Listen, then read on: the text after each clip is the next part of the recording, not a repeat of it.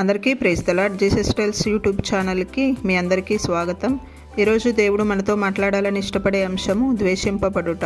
Mark సువార్త 13వ అధ్యాయం 13వ వచనము, నా నామము నిమిత్తము అందరి చేత మీరు ద్వేషింపబడుదురు, అంతం వరకు సహించిన వాడే రక్షణ పొందును. ఈ వాక్యం ప్రకారము బైబిల్లో భర్త చేత ద్వేషింపబడిన భార్యను మనం చూస్తే ఆదికాండము 29వ అధ్యాయం 31వ వచనము, లేయా ద్వేషింపబడుట యెహోవా చూచి ఆమె గర్భము తెరిచెను. ఇక్కడ లేయా భర్త చేత తండ్రి చేత ద్వేషింపబడింది.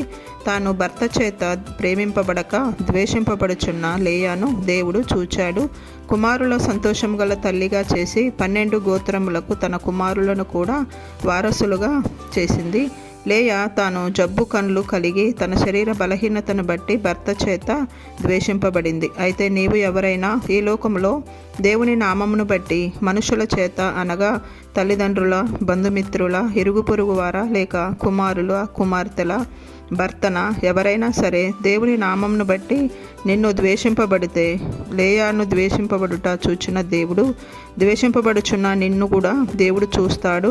నీవు ద్వేషింపబడుట దేవుడు తప్పనిసరిగా వింటాడు కూడా. అయితే అంతం వరకు లేయా వలె సహిస్తే నీవు కూడా ఆశీర్వదింపబడతావు. యెషయా గ్రంథము 60వ అధ్యాయము 15వ వచనము, ద్వేషింపబడిన నిన్ను శాశ్వత శోభాతిశయముగాను బహుతరములకు సంతోష కారణముగా చేసే దేవుడు మనకున్నాడు.